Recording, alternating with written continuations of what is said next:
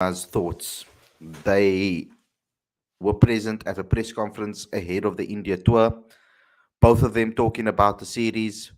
But you could say to an extent that a lot of the journos went there with one question, and one question was on their mind, and that was about Temba Bavuma and not getting picked up in the SA20 auction. So we're going to be watching this because I haven't seen the entire press conference quite yet. I wanted to keep that for us so that we can watch it along together. I did see the part though that we posted on social media, of course, because I've obviously had to edit it and post it, so I saw it, which was the most emotional part of that interview. We could say I liked what Mark Boucher had to say, and I liked that he backed Temba, but we'll get into that. But before we get going, before we get started, please subscribe if you're new and click that notification bell for all future video. Bottom right, please, guys. Very important that you do so. It helps us if you subscribe, of course, so that we can obviously produce more content. Also, smash that like button, comment, and share with all your friends and family that are into cricket, of course. And even if they are trying to just get into cricket, this is the place to be because we really will help them get to a level where they can have conversations with all of us. So they'll learn a lot from this platform and the shows that we do. So send it to the newbies as well so that they can come along this journey with us. I also need you guys to subscribe to Cricket Fanatics Magazine monthly. Every issue is 100% free straight to your inbox every month. Link is on the screen as well as in the description. And to help us grow and promote South African cricket, become a patron today. Link is on the screen as well as in the description. We also have articles and features and exclusive news on the site as well. So cricketfanaticsmag.com is your place to be. We don't really cover major news stories, but when there is something specific that we want to tackle or want to speak about, like for example, Mark Boucher and what he had to say today, then we put it up on the site as well. So please go ahead and go to cricketfanaticsmag.com for all your regular updates. So without further ado, let's get straight into today's video. Looking forward to chatting to you all and watching the press conferences of Mark Boucher and Temba Bavuma.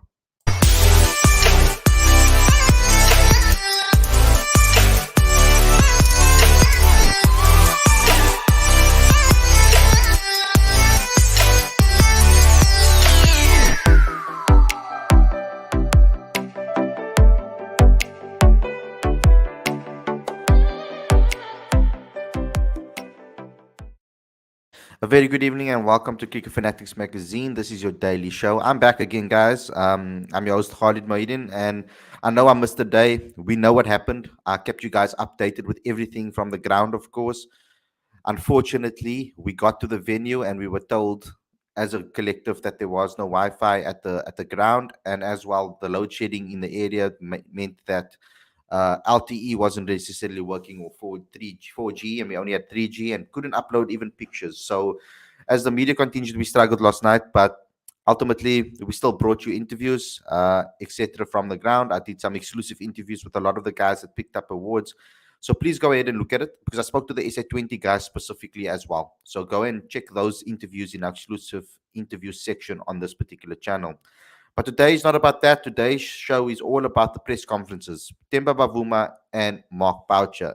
Now, how the show works is I try to stay away from the press conferences as much as possible so that I can watch it along with the people on the show and watch it along, and you guys can see my reaction to it, and we can discuss every single point that happens in the press conferences. Today, we're going to be a little bit longer because we've got two to cover. So let's dive straight into this. Let's get into the first press conference. I'm going to start with Temba Bavuma here. I think it's the place where I feel we need to start. And let's get that on screen for you right now. Lucy, good day, Temba. Temba, first question. You and Andy were the notable priorities when we started the places in the inaugural SA20 auction. I mean, after you campaigned the event and being the national T20 captain, are you disappointed not to be picked? Morning, Nathan. Yeah, I mean, I'd be lying if I said I wasn't, if I didn't have any feelings of disappointment. I think obviously one would have expected to play a role within the tournament. And like you mentioned, it's not just myself, it's Andy as well. A guy, I mean, who's been playing for several years for South Africa in the white ball format. So yeah, from my side, definite feelings of disappointment. But yeah, also feelings of, I feel almost being let down in a way. I don't think that comes from any point of entitlement from my side. But I think I also have to caution myself from delving too deep into it. Probably not the right time. I'd like to think, as much as I'd like to speak a lot more about it, probably not the right time. Our focus at the moment is with the India and the World Cup and doing what we need to do there. But yeah, definite feelings of disappointment. Which is understandable, of course, that he's disappointed. There are multiple factors to look at when it comes to this particular case. I don't think it's just the fact that he wasn't selected. I think there's a lot of criteria involved with regards to it. There was actually an excellent piece written on IOL about it, where Zayed breaks down each individual team and the positions where Temba Bavuma could possibly have batted if he was picked, and which players have been picked for those positions. And on top of that, as well, he shows some insight into how much they costed in the end. So I do urge you to read that piece. It makes it very interesting and it puts it into perspective, everything into perspective. Let's have a look at that now that we are here. I think it's better if I just look at it right now with you guys on screen, if I can find it. I did save it.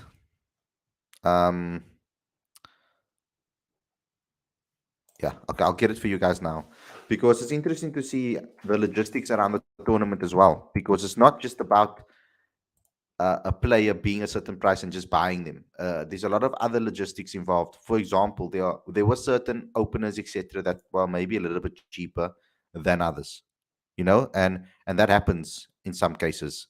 So I'm going to share with you guys now the article that I was talking about once it loads.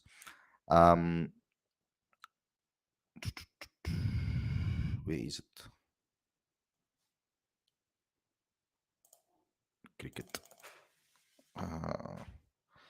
Just taking a little while long to load, guys, because I look at I look at the Timber situation, and I was at first very like shocked from a South African point of view, not necessarily from a T20 point of view. I could kind of understand the T20 aspect of it. I mean, we've been speaking about Temba and his ability for a while, needing to um, improve certain aspects of his game so that he can become a better T20 player, because he's definitely not the complete player in T20 cricket. It's not the first name that you necessarily think of when you think of T20 cricket. But there's obviously more to it than just that, I feel, you know. And this article obviously speaks well about it, and I'm gonna show you the example right now.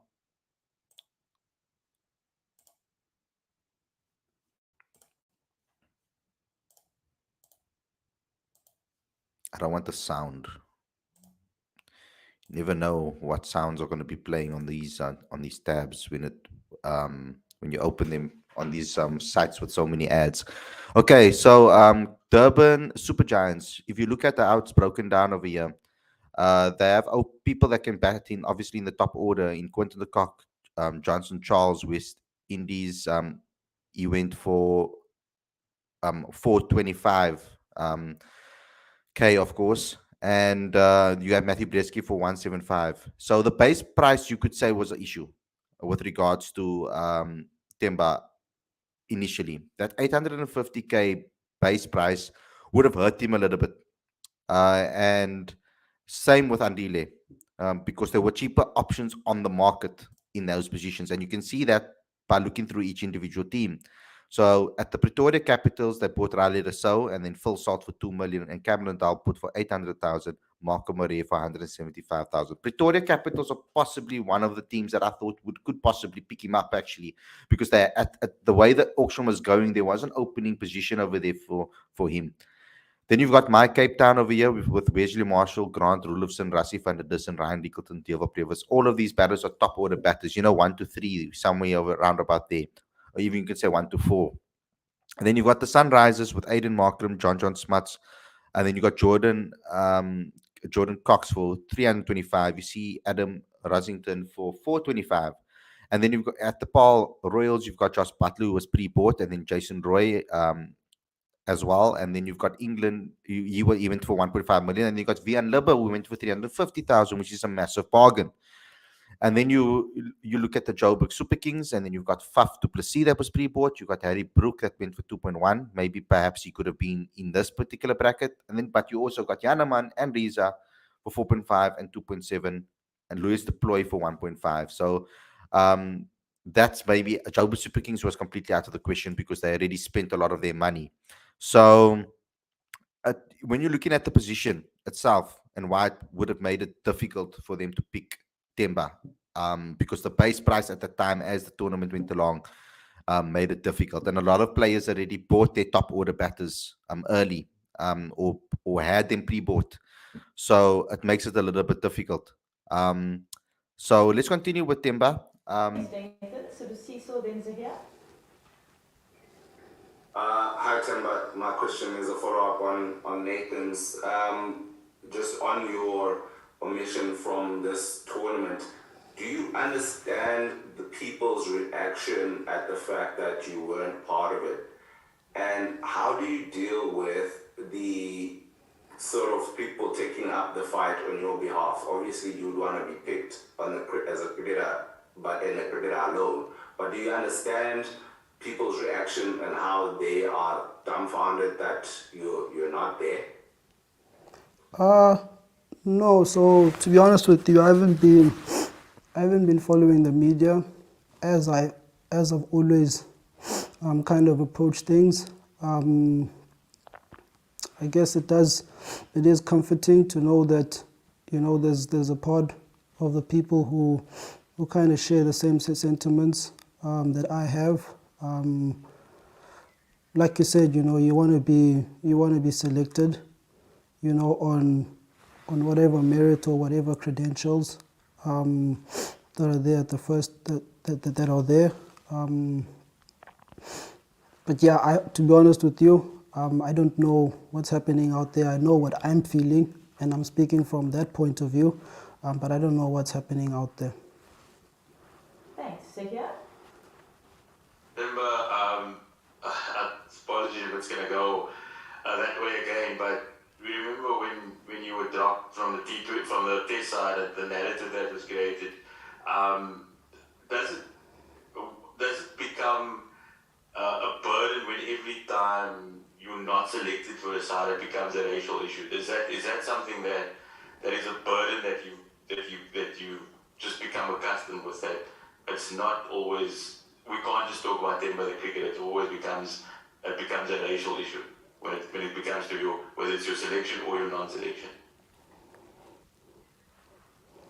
Yeah, I think like I said, Zahir, I mean your question's a valid one. It has merit. But I think, like I said, I am cautioning myself in trying to delve too deep into this whole matter.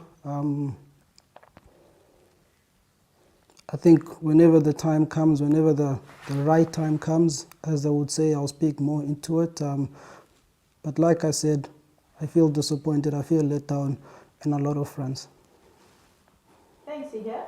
Right, so as we now look ahead to the India series and the World Cup, we'll switch to Leighton, then Amir, and then we'll go to Heinz, and then Ken.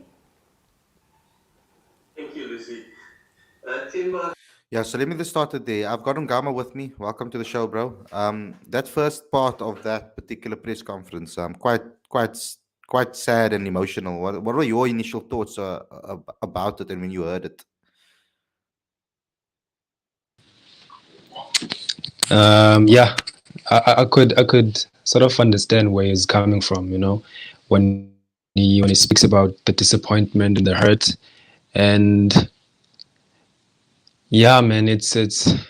I was also disappointed on Monday when I saw him go unsold in the auction. I think it says a lot about um,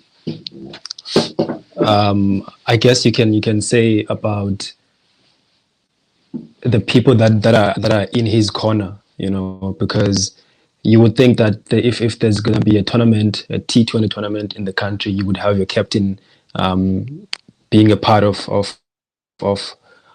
the league itself, So yeah, it was very difficult for me to just listen to him and then watch him talk like that.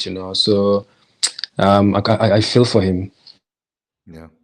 I feel for him. And That's all that I had in mind when I was watching that earlier this morning. yeah, it's extremely sad watching him so dejected over here. It's not nice to see, especially ahead of a series like this. You're hoping that he can obviously turn this into something positive. But let's us turn things into a more positive direction, and let's see what they have to say about the India series, because we've got a series coming up. He's still the captain of the country. He's going to lead out the team. So let's see what he has to say. Hi there. Just on looking ahead to the 20 World Cup, also the India tour, but also beyond that. You've been playing quite a good brand under Mark, which you are set to continue at the World Cup. But what's the feeling in the camp? What happens after Mark is gone? A new coach comes in. Does it stay the same, or will the World Cup be telling in terms of that brand of cricket that you have been playing? Uh, yeah, I think it's quite hard to look so far into into the future. To be honest with you, and I'm not trying to give you a generic answer. Us as a team, the focus is on India. It is on, filling up whatever gaps that we feel that we need to do in terms of our preparation, getting the guys into form, getting the guys into the right form, leading up into the World Cup, and making sure that we keep building on our confidence and belief as a unit. That's where our focus is. We obviously have, the situation of the coach, who will be leaving the team, and I guess that's an extra bit of motivation for us as a unit, with everything that is already there. What happens after the World Cup, to be honest, is quite hard. In terms of the brand of play, I don't see that changing, to be honest. I think the language that we've been speaking as a team has been quite consistent over the last couple of months, 18 months, if I could say, at least when I came in as the leader. So I don't see that changing. The coach will leave, but he'll leave his taste, his brand on the team, and I'm sure that will continue. But it's obviously a bit tricky to look so far into the future.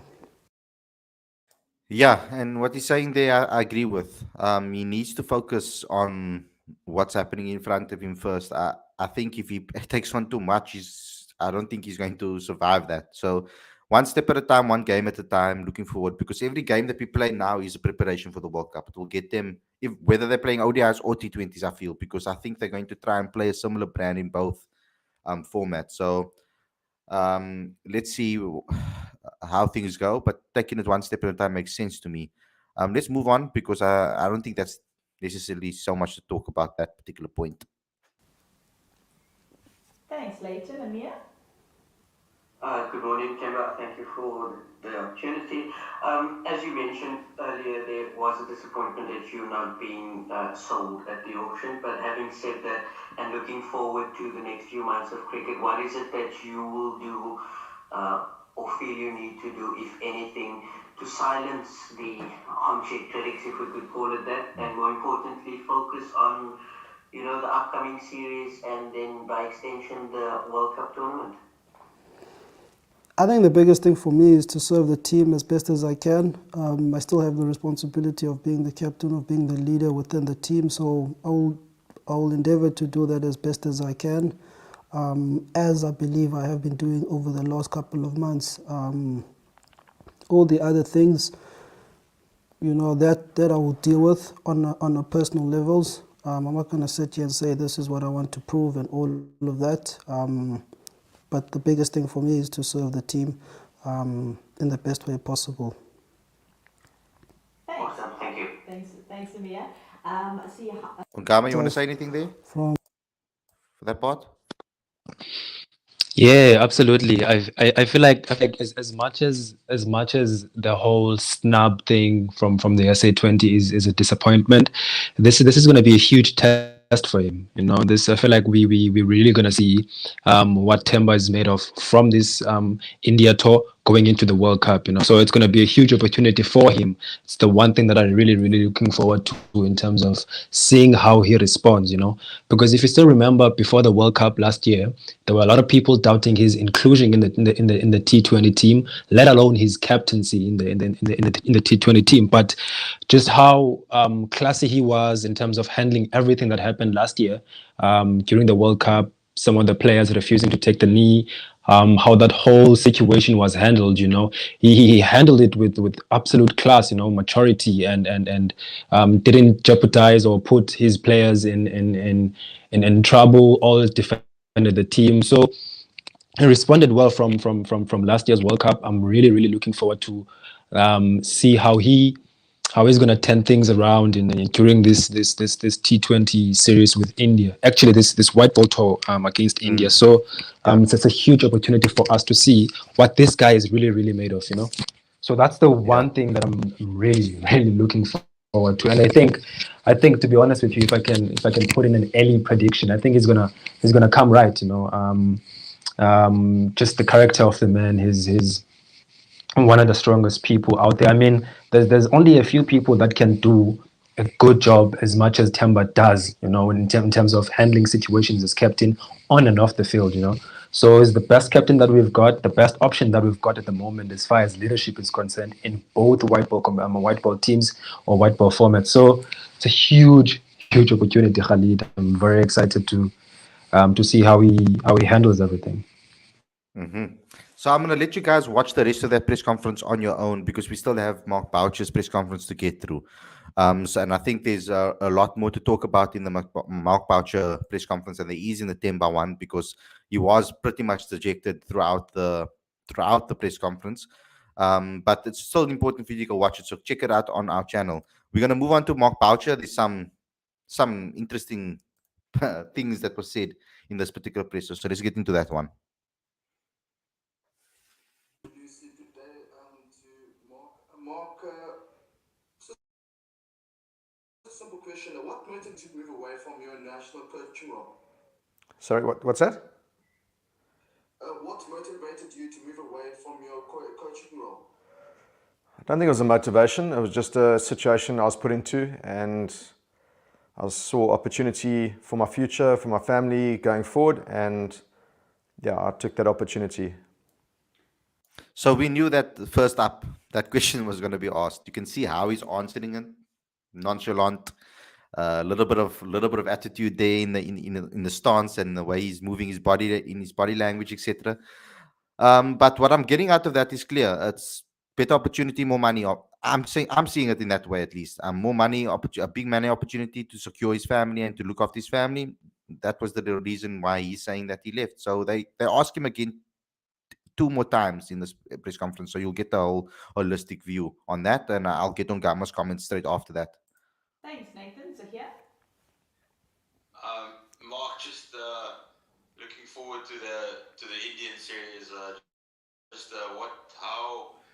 How crucial is this in terms of building up to the World Cup, and obviously would you expect to get Mumbai Indians questions coming your way at every press conference in India? Okay, first of all, Mumbai Indians questions. I'm under contractual obligations by CSA and Mumbai Indians that I don't want to and I don't have to answer any questions. Okay, this press conference is about the Proteas and heading off to India. First of all, is going to be a massive tour for us. Yes, it's basically the tour before the big event, which is the World Cup. So it's going to be a massive tour for us, and hopefully we get to see a couple of options and give opportunities to players who we feel are going to play a massive role for us in the World Cup as well. So it's competitive cricket, which I think is good. I think we're going to be game fit going into a World Cup, especially playing against India, albeit in India conditions. But I think we've got a squad and a good leadership group with the knowledge that we're going to have to play a different brand of cricket going to Australia. So we're going to have to mix that a little bit and make sure that we are ready for a very important World Cup for us. I don't know if I'm the only one that found that funny, that part when he says that he's under contractual obligation by both CSA as well as Mumbai Indians, that if he doesn't want to talk, he doesn't have to talk. I thought that was a little bit funny because I don't know if that is 100% true, but okay, I'll believe it if it was said in the press. Let's continue. Thanks, Akia. So Cecil, then Johan. Hi, Mark. Thanks, Lucy. Mark, how difficult or easy was it to make the decision to leave a team that you've invested your time in for the last 3 years, considering the off-field battles as well, and considering that you would have taken this team to the World Cup next year? How difficult or how hard was it? And what is your thought process regarding this coming T20 World Cup in terms of keeping the players motivated, knowing full well that you're not going to be part of this journey any longer? Okay. Firstly, as I said, I'm under contractual obligations with CSA and with Mumbai Indians. So I'm not going to comment on that. It's going to be very easy for me to keep the focus of the players. I'm 100% committed to the players and to the Proteas going into a World Cup. It's a massive World Cup for us, and I'm really looking forward to it. And I know the players are looking forward to it as well. If you have a look at our squad, I think it's a very strong squad as well. And there's a massive opportunity for us that, potentially if we play good cricket, I believe that we got the players to, you can't guarantee a World Cup win or anything like that, but I think we got the players to really push for a great outcome in the World Cups. And I remain 100% committed to this team. My decisions from a personal perspective, it's not going to hamper these guys at all. I've always said that I'm in this job for the players and the players alone, and I will continue to give them everything that I have in order to try to get the best outcome for them in a World Cup. Okay, so Ngama. Okay, Ngama, let's get your views. Yeah, the whole body language. Yeah. The whole body language of Mark is something else. I think Yeah. it just goes to show where he's at mentally. Sort of gives out those vibes that it really doesn't care, to be frank, about what other people think. About the move that is taken. Disappointed that he gives the whole contract thing in terms of not wanting to comment on some of the reasons why he decided to go. But yeah, just Mark being Mark, man. I expected this from him. Absolutely not shocked that he responded this way. Yeah, it's nice to see that he's almost talking with a different type of air of confidence now, knowing that he's leaving. It's almost like he knows that he can leave everything on the line over here and put everything into it because it's like it's a swan song. So ultimately, we're hoping that that's gonna be obviously transferred into the players.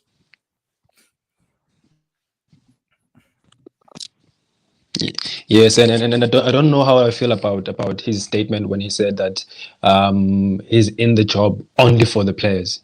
What about the country? What about the supporters? What about the fans and the people that have backed him? And that back the whole Protea side. It's so I really don't know how to feel about that. And to be honest with you, I feel like that's the mentality that he's always had. Doesn't really care what other people say and everything. It's yeah. Seems very tunnel focused, Mark Boucher. That's what it comes across as with tunnel. He has some tunnel vision. Okay, let's continue. Thanks, Johan.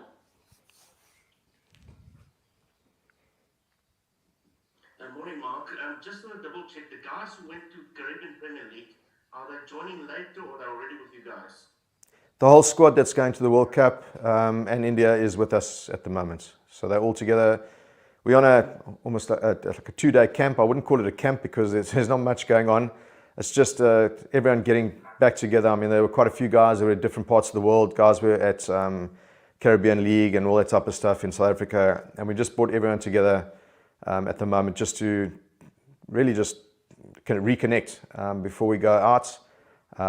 So yeah, we've got a nice little function that the guys are going to be involved in tonight. It's all about the team as a unit and just bonding together before we head out on Friday. Thanks, Johan. Cape Town. Cape Town-ish, if you want to call it that. We're out in the Paarl Valleys. Thanks, Nice. Johan and Mia. Then we'll go Ken and Leighton. Good morning, Mark, and thank you for the opportunity. Mark, as a national sport, we always seem to be the subject of a major talking point unknowingly most of the time, right before a big tournament. This time around, Oh, here's it coming. regarding our T20 captain Temba, who went unsold at the SA auction. And there's been a lot of fallout or discussion, debate, if you want to call it that, about that. Could you give us your thoughts on that and whether it could affect the energy within the group, if at all, going into such an important period of cricket for us over the next couple of months? Okay, cool. First of all, I'm not involved in that. Unfortunately, I wasn't involved in that whole auction or not involved in the coaching of any one of those teams. But one thing I can say is that leagues, they come and go, and I'm in full understanding and respect of this new league that's come about in South African cricket. I think it's needed and all that type of stuff. But let's separate the national team from the league. Temba Bavuma is our leader, okay? And I back him 100%. Yes, there's a lot of talk in social media and all that type of stuff about, this and that. I don't really care, to be honest with you. He's our leader, and we back him in this team like you can't believe. The guys were there last night. We were having a couple of drinks, and and I could just see the energy around him because I understand the situation that he's going through. Bottom line is, we are on a journey, and we've been on a journey for the last 2 years. He's been a massive part of our journey, and we back him like you can't believe. What happens in leagues and auctions and stuff, you can't control that. Unfortunately, it is what it is. But from a pro-tier perspective, we do back him 100%, and going into a massive tournament like a World Cup, he will be a massive part of our team going forward. And as a coach, I back him 100%. Simple as that. Now, Gama. Wow. Passionate from Mark Boucher over there. Thank you for the super chat, Ross Bishop. But Boucher isn't live on the show. We're talking about his press conference, so you can't speak with Mark Boucher, unfortunately. But thanks a lot for the super chat. Yeah, we're reacting to the press conference. He's not live with us. On Gama, I mean, when I saw this, I had tears in my eyes when I heard it the first time. I'm not gonna lie. I didn't expect Mark Boucher to come out there and fully say what he said over here, because Bavuma's been questioned before. Bavuma's been criticized before. Bavuma's been in the media before, and he's been asked about Bavuma before. And he's never responded in this manner before. I think the whole team, according to him, has been completely affected by this. Completely affected by Bavuma and he's obviously his feeling and how he's feeling emotionally about this. How did you feel as a cricket fan when you saw this, and as a journalist as well? How did you feel when you heard Mark Boucher say these words?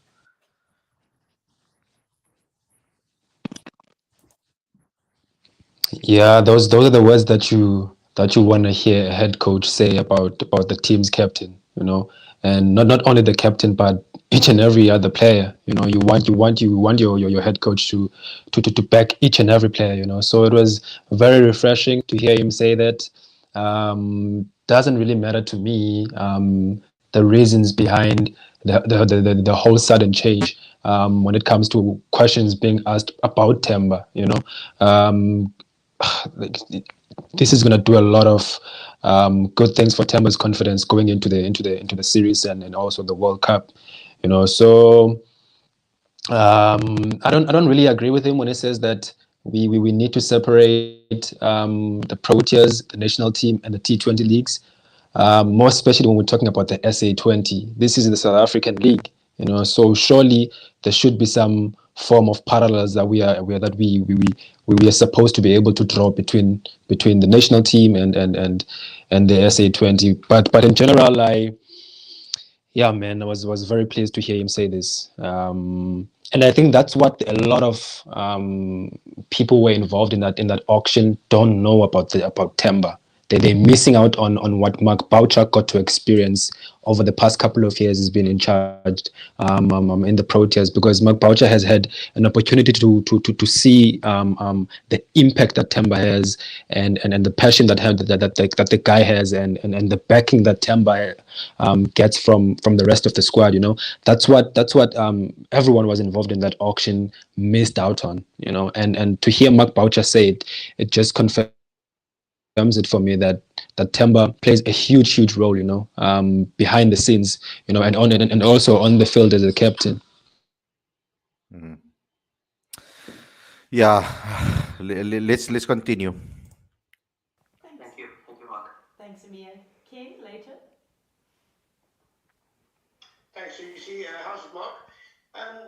Mark, you touched briefly on conditions in India compared to what you're going to get in Australia.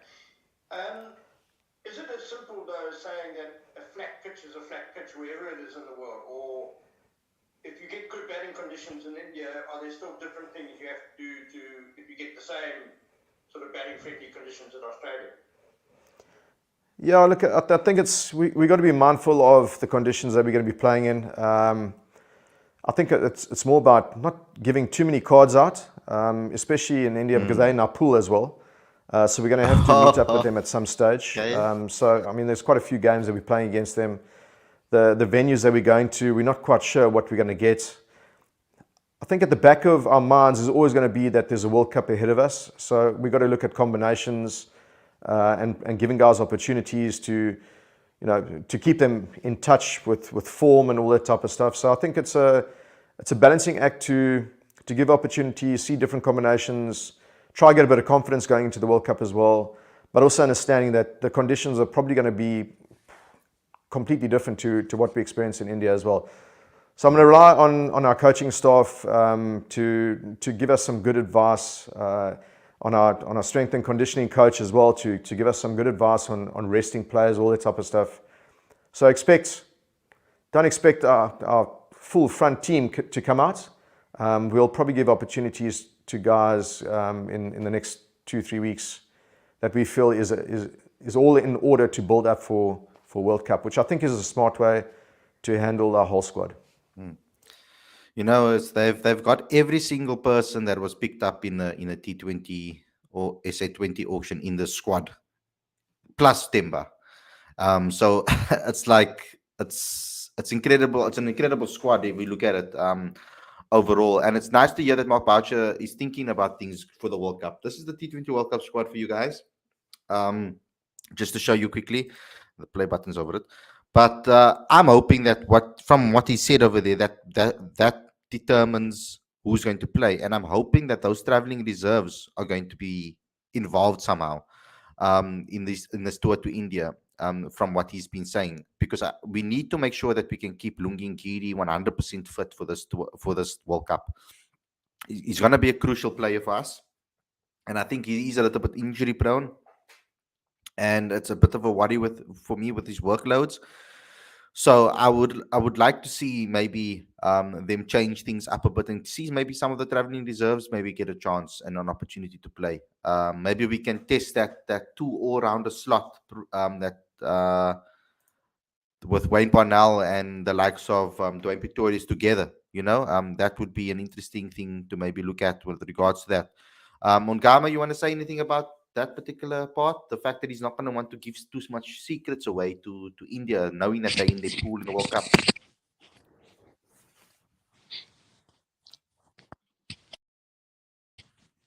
Yeah, I do like that. I think it's a solid strategy heading into the World Cup. But the one combination that I would like to see, I feel like we've been playing a lot of we've been playing Kishav and Tabraz Shamsi together in the same 11 for a long time. I would like to see nothing against Kishav, but I would like to see someone else get that spot, and just have Tabraz Shamsi operate maybe with Aiden Markram, because I feel like he's not as effective as he is in Test cricket. I would really like to see someone else being given a chance, and before the World Cup. So that's the one area I would to see Mark Boucher try out new combinations with.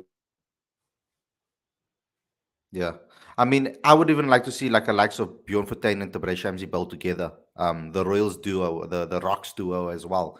They were excellent in that MSL tournament. And a very talented pair together. That would also be Absolutely, nice that to would be see. dope. Yeah. And then it gives us also a taste of what the SA20 is going to offer for us. Okay, let's continue. Thanks, Ken. Later. Hello, Lucy. Thank you. I'm Mark. Mark, just on that building confidence, I mean, the team has been on a leafy patch with regards to limited overs cricket for the last couple of tours. Just how do you balance going to India, possibly losing there and trying to get up there, or winning in India and going to the World Cup on a high? How do you balance those expectations within the team and also within the supporters around the team? Okay, first of all, I don't understand what your leafy patch is about. If you have a look at our stats, especially in T20 cricket, we're the most successful T20 side over the last 25, 30 games. Okay, one-day cricket, we've had a bit of a mixed bag because we've lost players at crucial times in series to IPL and all that type of stuff, which is uncontrollable. So we haven't always been able to have our best players playing in certain competitions and series and games that we've actually needed. That's why we are in the situation where we are at the moment regarding qualification. Okay, but in saying that, this white ball team has got a lot of special players, and I've got full confidence that when we go to India, we've got a lot of ammo in our squad to really go out there and put them on the table and say, listen, you guys go out and play, and they will be world beaters. But it's just the balance of trying to work out how do we get everyone involved and get them ready for a big event, which is a World Cup. So as I said before, I know everyone wants to see our full World Cup team playing, but we've got 3 T20 games and 3 one-day games available to us where we need to give guys opportunities to get them in form, keep them ready and fit. The main focus will be on the World Cup with regards to our selection and to the way and style that we're going to play. Okay, so that's transparency, which we've been asking for. So he's been clear that we're going to be focused on the World Cup. So whatever we see in this India tour, it's going to be in preparation for that World Cup. So guys are going to be given opportunities. But I want to know what happens if those players perform well, because I don't know the rules around the squad, whether if traveling reserves get an opportunity, can they be swapped out with the main squad? I don't know if that is a possibility or if it's not allowed. So because I was always told that only traveling reserves come in if there's an injury. So I don't know if you can change anything going close to the World Cup, but good to hear that we're going to see some opportunities given. But the interesting thing that he said there was that we're going to see the style of play we're going to play in the World Cup. That was the key for me, because that's something you can't tamper with, like a lineup. You can tamper around with a couple of players here and there, but your style of play you can't tinker with heading into a massive tournament like the World Cup.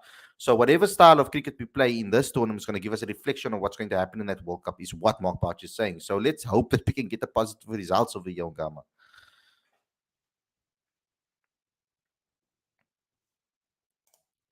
So let's continue with this. Ongama's lost connection, so I'm gonna be on my own again.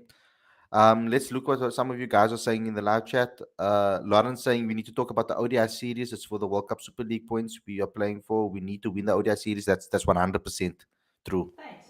We are heading into the last 5 minutes with Mark, so I'm gonna take the questions from the guys who haven't had the opportunity yet, and then if time allows, to take one or two follow-ups. So we'll go Heinz, then Sapiwe. Thanks, Lucy. Hi, Mark. Hope you're well. Obviously, just like you mentioned, there's a huge opportunity for other guys to stake a claim now in this series. But I just wanted to hear just how big a loss is Rassie van der Dussen. I mean, this is a guy that's averaged an exit of 60 and Oh, flip! I 25. So forgot he about still that, does guys. have a That really Rassi's strong- out. Yeah, he does, and it's very unfortunate from Rassie. I mean, he's been a guy that we've invested in all formats for quite some time now. So to lose Rassie is a massive blow to the squad. Fortunately for us, and I said this at the end of the England series as well, there are guys that have been pushing for selection, and we've got a couple of guys back into our system as well, which has strengthened the whole unit. And the competition is massive in our squad, so that's been the plus. But yes, you're right. Losing Rassie, just his whole aura around the team environment, and that is a massive blow for us. But you know what? Things like this happen. Injuries in sport happen, and unfortunately for Rassie, I mean, hopefully, I know for a fact Rassie will be on the phone and trying to give his input and be a team man that he is. He'll be there with us throughout the whole way. But yeah, unfortunately, he's not available. So we just got to. It is what it is. We've got to move on, and we've got to try to replace him as best as we can. And that's what we've done with our selection as well. Yeah, I completely forgot about that as well. That's a massive blow. I mean, I don't know if you guys saw on our Instagram account, I posted a little reel. Rassie was on GQ, guys. Whew. Fire. You must go look at it. It's actually quite cool. With Kolisi as well. So go have a look at that. But yeah, to replace Rassie, I don't think necessary. I think the squad is good enough to be able to deal with an injury like Rassie van der Dussen, because of the striking ability in that lower order for South Africa is ridiculous. From Riley Rousseau right down to David Miller, Tristan Stubbs, if you go down to your all-rounders in Dwayne Pretorius and even Wayne Parnell, we've got power hitters right down the order. So it's not. I don't feel that it's from a leadership perspective and from a mentality perspective around the camp 100%, and ability perspective as well, to know that you have a solid person in the team that will get you runs if he goes out in the middle and you're struggling. That is a massive blow for South Africa. Rassie's order around the team and everything, but knowing Rassie van der Dussen, he's going to involve himself in whatever way he can to try and help this team lift that trophy for the first ever time. Thanks, Sapiwe.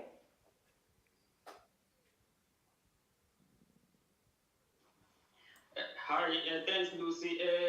Mark Boucher, hi. Still again here. I want to check here as when South Africa playing limited overs have won more matches than India. So does this mean do you have an advantage to India? There's no advantage to India. I think that we're going into their conditions. So straight away, India are a very good one-day team. I'm not too sure what team they're going to put up. I know that they've got plans to take their T20 side to the World Cup. So we might play an under-strength Indian team in the one-days. But any team that India put up in India is going to be a strong unit. I mean, they've got a lot of depth. We know that. So we're going to have to be on top of our game. But as I said before, I think the one-day series that we're going to be playing, obviously we want results and we want to win. But everything with regards to that Indian tour will be bearing in mind that we have got a World Cup ahead of us. So if it's resting players or giving opportunities to players, I see the squad that we're going with, maybe 19, 20 players. I don't see like a T20 squad or one-day squad. I look at opportunities through our 20 individuals that we just need to manage and get them in the best space for a World Cup. I mean, Quinny's going to be a big one. He's going to need to play himself into form before this World Cup. If Quinny's not in form, I could see Mark Boucher possibly dropping him, eh? I know, me personally, I wouldn't, but I could see Mark Boucher doing it definitely. If when he's not in form and he doesn't find form in this India tour, it's a massive series for him. I think to find form, especially with Risa Hendricks' form currently, and we heard what he said about Temba Bavuma, who I think will play every game. But Riley Rousseau needs to start. That is a must. He's so important to this team from a big hitting perspective and from getting us out of a power play or recovering from a poor power play. So they need to find a way out to sort of fit all of these amazing players into the team, and that's a nice headache to have. But the squad is extremely strong. Like I said early on, it's an extremely strong squad, and I'm happy with it. Thanks. The last three questions from Amir. So here, then we're going to wrap with Morgan. Thank you. With the World Cup essentially on the other side of this limited overs tour in India, would that give you a fair idea of who your starting 11 would be? I know you mentioned giving guys opportunity to play, finding form, looking at combinations. Would the series give you a fair idea of who starts in that first game, or do you more or less have an idea Already, who that yeah. might be? I've got an idea. Okay. You don't have to be a rocket scientist to look at the makeup of our squad, and you guys could probably work out who, potentially our starting 9 or 10 players would be. I think there's always a bit of form that you've got to look into and look at 1 or 2 players and go like, okay, well, maybe they're not in form or they're in form, and give the spot to them. But I think basically, our starting 11 in a World Cup, we've probably got 9 spots or 10 spots that we know what our strongest 11 or 10 will be, given looking at conditions and all that type of stuff. That's the nice thing about the squad. This squad has been together for a long time. There's continuity. A lot of these guys have been to a World Cup before. We've got some exciting new talent that don't carry the scars of the past, all that type of stuff. And they're exciting prospects for us going into a new World Cup. But yeah, we believe that going to Australia, there's different conditions that you're going to play in. And we can look at the conditions and choose a squad or choose a team or 11 that can compete in any conditions in Australia. And I think that's quite exciting itself. Yeah, I see Lorenzo saying now, the years where I disagree with Boucher, we need to play a full-strength ODI team. Qualifying for the ODI World Cup is just as important. Yes, it is important, but it's not Mark Boucher's problem. I think that's ultimately the situation. It's not really Mark Boucher's problem currently. So his focus is obviously going to be on winning a World Cup. So he's going to do anything in his power to win that. Let's not get these things twisted, because he obviously clearly cares about him, his record, his ability, his accolades, etc. He does believe in himself, and I wouldn't say selfish, but he's you need to have that sort of selfish streak within you and be tunnel focused to be successful. Some people need that. So I don't think his worry is necessarily on the ODIs, and it's understandable why. He's leaving after the T20 World Cup. His job is to get the best out of the players in the T20 World Cup. And I can understand the situation. Even though we want him to care about the rest, I think for us to it will be a little bit naive to think that he wouldn't put every single little thing into this last T20 World Cup. It will be naive for us to think that he wouldn't do anything else but that. Thanks, Amir. So here, then Morgan for the last one.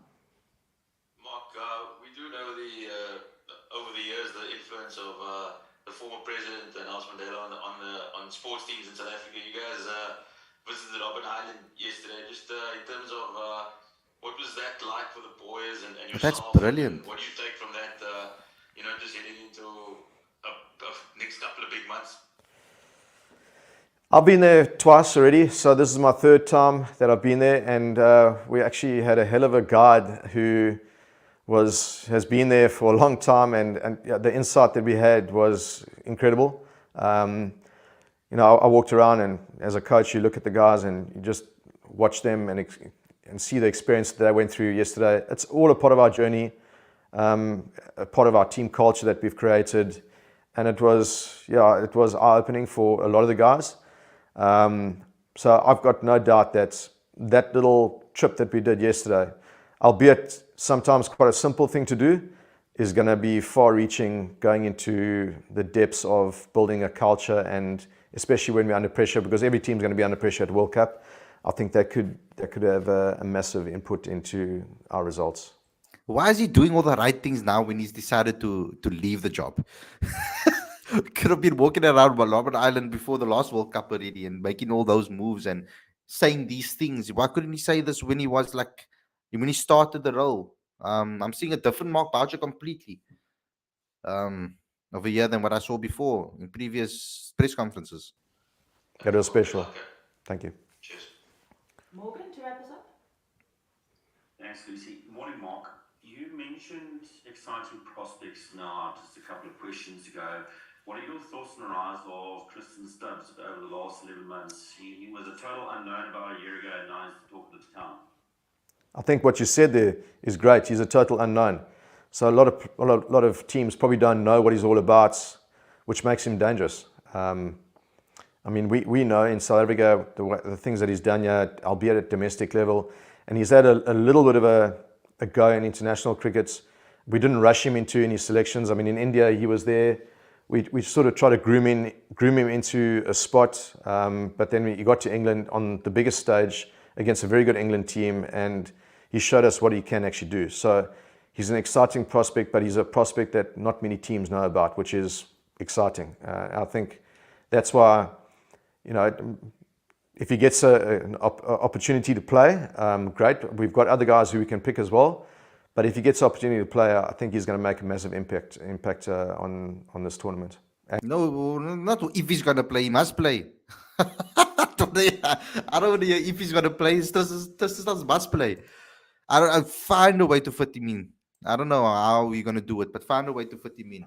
I don't like that he said that if he play. No, find a way to fit Tristan Stubbs into that squad. If you have to drop someone, find a way, because he's going to be a massive X factor in this team. The confidence, the free throw that he will play with, the confidence that he will play with, will give us an amazing advantage over everybody else. The unknown factor as well. I want to see Tristan Stubbs in this. Obviously, I want to see him in the squad, but the more I think, that's my passion talking. And the more I think about it, I do feel that those two seeming all-rounders are going to play a massive role in this tournament. But guys, thanks a lot for tuning in. I hope you guys enjoyed this episode. Don't forget to subscribe if you're new. Click that notification bell for all future videos as well. Don't forget to subscribe to Cricket Fanatics Magazine monthly. Every issue is 100% free, straight to your inbox every month. Link is on the screen now and as well as in the description. If you want to help us grow and promote South African cricket, become a Patreon today. The link is on the screen as well as in the description. Go to cricketfanaticsmag.com for all your regular updates, features, news stories, and opinion pieces and reports, etc. So go to cricketfanaticsmag.com for all the updates. Also go to our exclusive interview section on the website. Also go watch our episode on what happened at the T20 auction, what we thought about the SA20 auction. I keep on saying T20 auction, SA20 auction, and what's going to be happening at the SA20 auction, what we think. We brought on the likes of Zaire Adams, Ken Bonant, and Delano Potgieter on that episode. An excellent insight into the tournament. Getting good feedback from a lot of cricketers as well, who came back to us and said that they really enjoyed the insight into that tournament, into that auction episode. So please go and watch that. We still have the behind the scenes video. I want you guys to support and share, please. Get as many people to our channel subscribing. We need to increase this subscriber base on this channel before the SA20. I want to see us reach, getting closer and closer to the 10,000 subscriber mark. I know it's a long and hard way to go, but let's see if we can make that goal, guys. Let's see if we can get to 10K by SA20 when it kicks off.